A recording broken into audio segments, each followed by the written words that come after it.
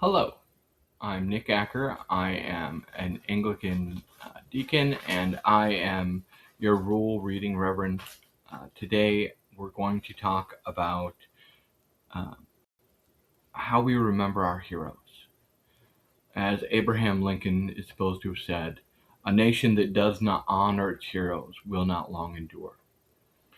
How do we honor those heroes?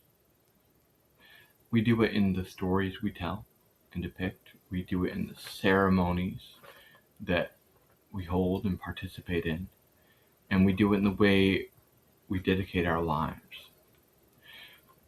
For America and the West, I think there's a special place for those who have died for us, not just who've done great things, but who've sacrificed their life, their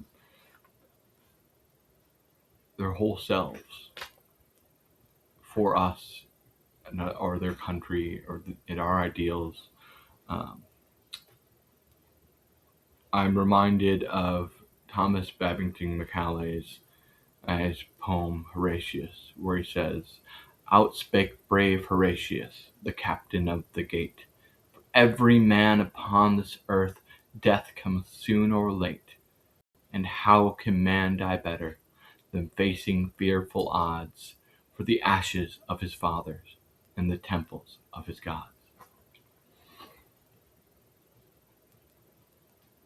We do not just remember, we are changed by these lives. Those that have come before, those who have given themselves for us.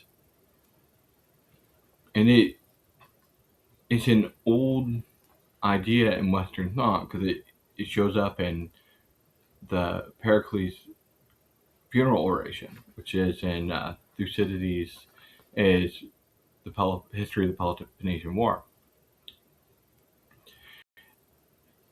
He says, after telling, these were the great men and here for these deeds, he says this line, and you, the survivors, must determine to have as unfaltering a resolution in the field, though you may pray that it may have a happier outcome. And I think that's really what we do, that we must hold the resolve of those who've come before us.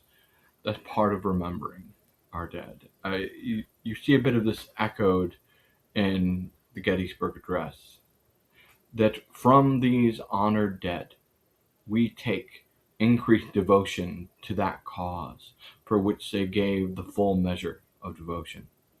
That we here highly resolve that these dead shall not have died in vain, that this nation under God shall have a new birth of freedom. And you see the same thing echoed as everything is in the West in Scripture.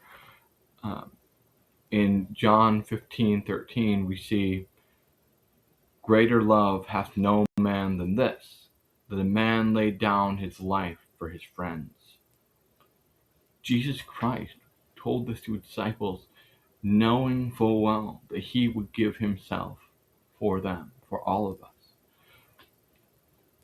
He is our greatest friend.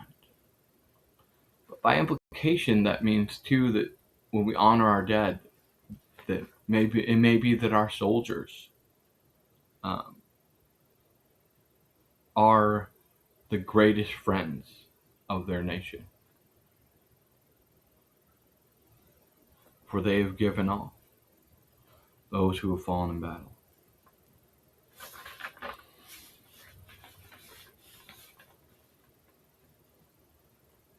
We remember them, though not just by their sacrifice, but in the ceremonies, in the memorial days. It's why it's important to participate in those kind of events and actions. And the memory keeps them alive, and by doing these things, we become new, we become renewed and strengthened. Somewhat similarly to what you see in our remembrance of Christ's sacrifice in Holy Communion.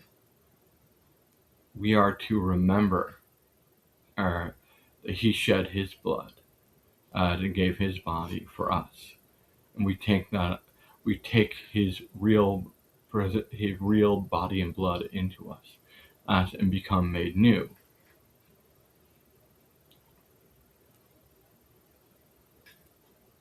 These are an echo of that biblical pattern. It goes through all reality, and it's why we must remember our heroes. Because in participating in the retelling of their stories, we become that living dedication. We can then carry out the lessons of those who've come before. That not only tells us where we have been and who we are, but where we ought to go. And we have depictions even in literature. I am reminded of Charles Dickens' A Tale of Two Cities. In the end, the prodigal lawyer, he pays off some people to sneak into a prison cell and replace himself um, with the husband of the woman he was in love with at the beginning of the story. Um, and he takes his place at the guillotine. And as he's going, he's repeating to himself scripture, and specifically what Christ is saying around the raising of Lazarus from the dead. I am the resurrection and the life. He who believes in me shall not die. Who dies, yet he die, he shall live.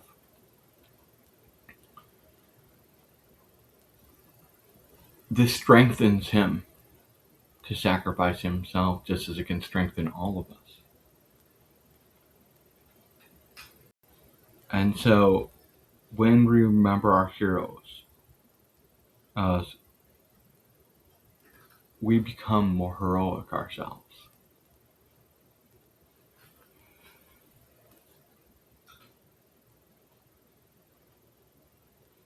For us to continue to become more, we must continue to participate in taking on these things. If you haven't read Pericles Funeral Oration or the Gettysburg Address, or even I would highly recommend The Lays of Ancient Rome by Macaulay, Thomas Babington Macaulay.